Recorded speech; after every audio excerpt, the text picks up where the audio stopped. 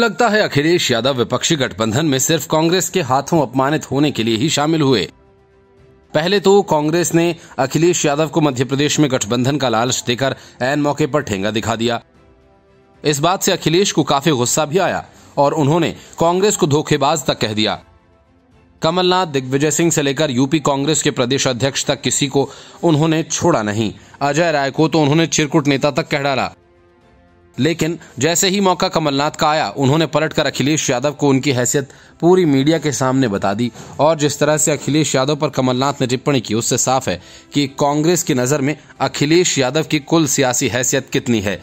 इसलिए जैसे ही कमलनाथ के सामने अखिलेश यादव का नाम आया, उन्होंने बड़ी बेरुखी से कह दिया कि अरे भाई छोड़ो अखिलेश वखिलेश। ये कहते हुए उन्होंने ड्राइवर को गाड़ी आगे बढ़ाने को कह दिया। मध्य प्रदेश विधानसभा चुनाव के लिए समाजवादी पार्टी कांग्रेस से गठबंधन करना चाहती थी। अखिलेश यादव का कहना है कि इसको लेकर दोनों दलों के बीच बातचीत भी हुई, लेकिन कांग्रेस ने एक तरफा उम्मीदवारों का ऐलान कर दिया।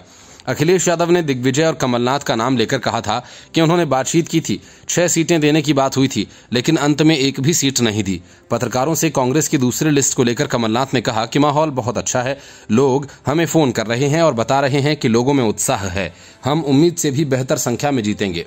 इस बीच सपा प्रमुख अखिलेश यादव के कांग्रेस पर विश्वासघात के आरोपों को लेकर सवाल किया तो कमलनाथ ने कहा कि अरे भाई छोड़ो अखिलेश वखिलेश। सपा अध्यक्ष अखिलेश ने कांग्रेस पर निशाना साधते हुए कहा था कि मध्य प्रदेश विधानसभा चुनाव को लेकर उनकी पार्टी को भ्रम में रखा गया।